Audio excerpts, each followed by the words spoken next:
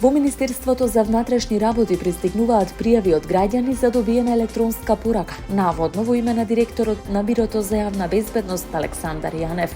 во која се даваат насоки за 24 часа да се оди до полициска станица или да се испрати повратен емаил, бидејќи наводно примачот на пораката е предмет на кривични истраги за низа измислени кривични дела, кои ги нема сторено, како детска порнографија, педофилија и трговија со дрога.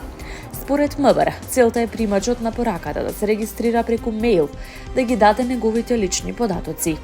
МВР ги известува граѓаните дека станува збор за лажна порака, која не е испратена од страна на БЈБ МВР, ниту од Оделението за сајбер криминал и безбедност. Оттаму апелираат на посебно внимание овие пораки да не се отвораат, да не се контактира испраќачот и никако да не се споделуваат личните податоци кои ги бараат измамниците.